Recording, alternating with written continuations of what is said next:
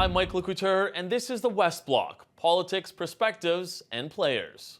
Venezuela is caught between two men who both claim to be the legitimate leader. President Nicolas Maduro is clinging to power backed by the military, but a growing number of countries, including Canada, are recognizing Juan Guaido as the legitimate leader. Possible paths to peace will be discussed in Ottawa tomorrow as Canada hosts a meeting of the Lima Group. It's a regional bloc of countries committed to finding a peaceful solution.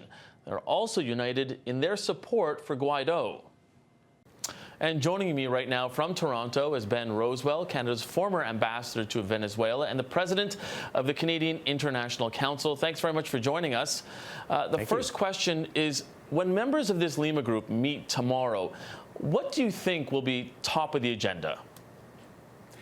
So the members of the Lima Group are confronting a situation in Venezuela that's split between two completely different factions. One faction that enjoys the majority support, the majority of the population support the faction led by Juan Guaido, and another faction led by Nicolas Maduro that has the bulk of the weapons, all of the security forces, the army, the police on one side. Those two sides of Venezuela have to come together for there to be a peaceful resolution of this dispute, and they're going to be discussing how that comes about.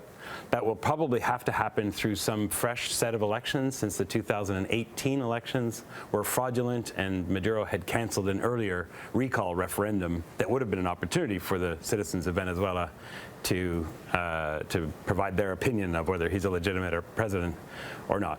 How to actually organize elections in this highly divisive, highly polarized environment is going to be quite difficult, and I think that will occupy the bulk of the conversations on Monday. Yeah, I wanted to ask you that because we have the solution. It seems relatively simple, but how do you get there when you consider that Maduro is not going anywhere anytime soon? Well, there is tremendous pressure being brought to bear by the citizens of Venezuela, and I can vouch for the fact that that's being recognized by the armed forces. They have not yet moved in to try and disperse the protests. They have not yet moved to arrest Juan Guaido, the interim president. They have tried to intimidate him, but the armed forces seem to be in a sort of wait-and-see mode. There is some incidents of repression happening, but the armed forces are clearly recognizing the reality that the vast majority of Venezuelans are against the president that up until now they have declared their loyalty to.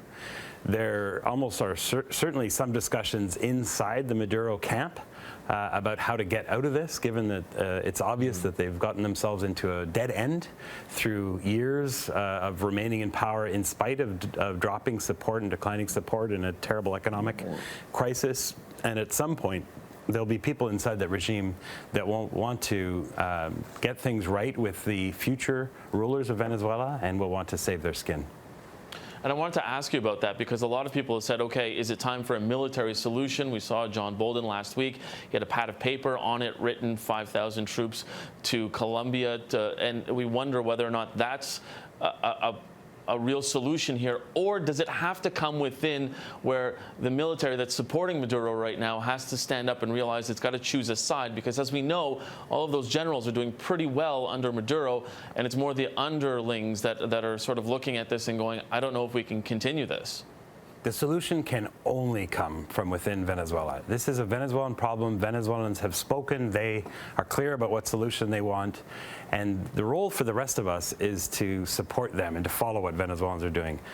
It's totally irresponsible for outside powers to be threatening military intervention, or in the case of some, actually intervening militarily already. There are actual Russian forces that are operating inside Venezuela. There have been Cuban intelligence officials there for years and years providing advice and support to the Maduro government. And of course, we now see these totally irresponsible remarks from President Trump, from John Bolton, his national security advisor, about military options as well. So one topic I hope the Lima Group will be discussing in Ottawa on Monday will be how can they discourage outside forces from either threatening or actually launching some kind of military intervention.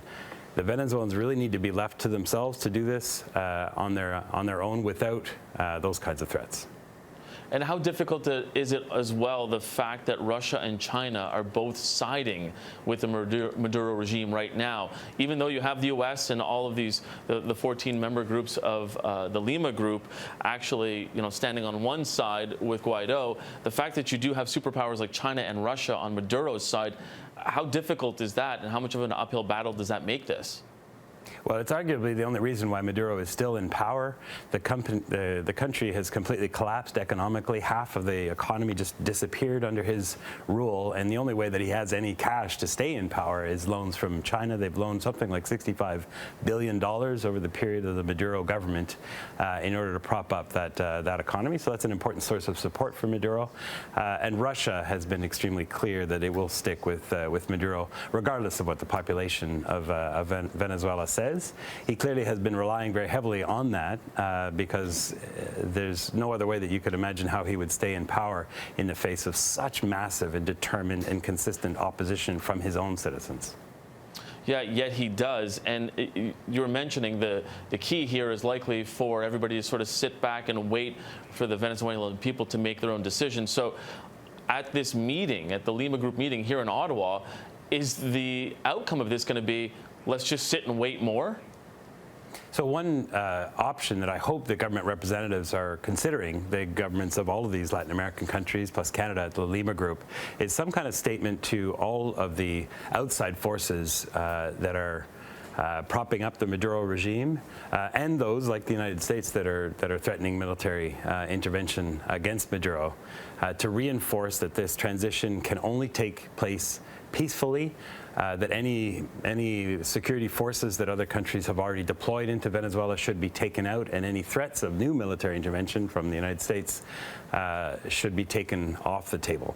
A joint statement by the vast majority of Latin America, which is what the Lima Group represents, plus Canada, I think would be a new element in this discussion. I'm not sure it would necessarily lead to a change in Russian behavior or Chinese behavior, or to Donald Trump holding his mouth shut. It's very difficult for him to do. But it would send a signal that the region is united behind there being a peaceful transition in power, and there being elections to allow the citizens of Venezuela to choose their leader, free from any foreign interference. Well, it'll certainly be interesting to see what develops on Monday. Thank you so much for joining us, Mr. Rowswell. You're welcome. Thanks so much for joining us. That's all the time we have for today. For more politics from the West Block, please visit our website, thewestblock.ca, and be sure to follow us on Facebook, Instagram, and Twitter. And don't forget to check out our podcast, available wherever you get your podcasts. For the West Block, I'm Mike Le Couteur.